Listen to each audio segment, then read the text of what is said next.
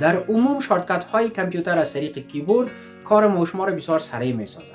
با این خاطر 5 شارتکت ابتدایی که همه اشخاص نیاز داره به خاطر سرعت کارشان در کامپیوتر بفهمند در این ویدیو کار خواهد کردیم. شارتکت نمبر اول ویندوز کی پلاس ای یا وین کی را همراه با ای فشار میتیم. بر ما اکسپلورر را باز میکنه. فایل اکسپلورر موقعیتی است که ما شما از این طریق میتونیم به هر یک موقعیت کامپیوتر خود بریم. به طور مثال مای کامپیوتر، دسکتاپ، درایو های کامپیوتر ما شما، یعنی از این زیاد استفاده میکنیم. خب به خاطر از اینکه شارتکت های دیگه ما شما آسانتر و زودتر بفهمیم، ما فلش داخل کامپیوتر انداختیم و در داخل فلش ما یک اندازه دیتا هست. ما فولدر دیتا را باز میکنم.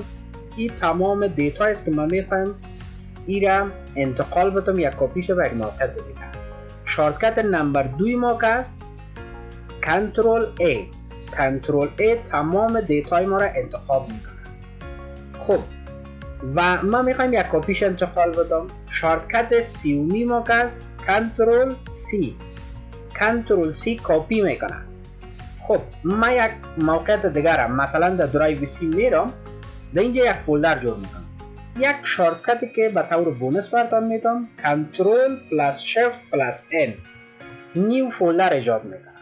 این فولدر را نام میدیم فرض کنیم تست و ما در داخل از این فولدر هم محتویات را که کپی کرده بودیم توسط کنترل زی اینجا میخوایم پیستش بکنیم.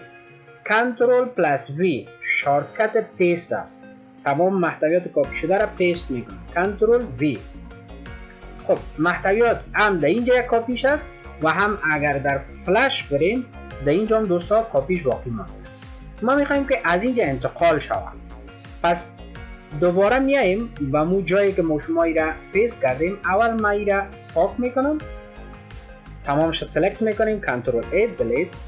ای را پاک کردیم و میریم دوباره در فلش خود و در اینجا دیتا را باز میکنیم کنترل ای.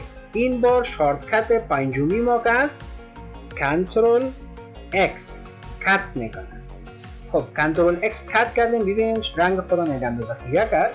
دوباره میریم در درایو سی فولدر تست اینجا دوباره پیست میکنیم کنترل وی. حالا در اینجا محتویات ما آمد پیست شد، اما اگر در فلش میریم در قسمت دیتاز در اینجا میبینیم که باقی نمونده. کنترل اکس کت میکنیم.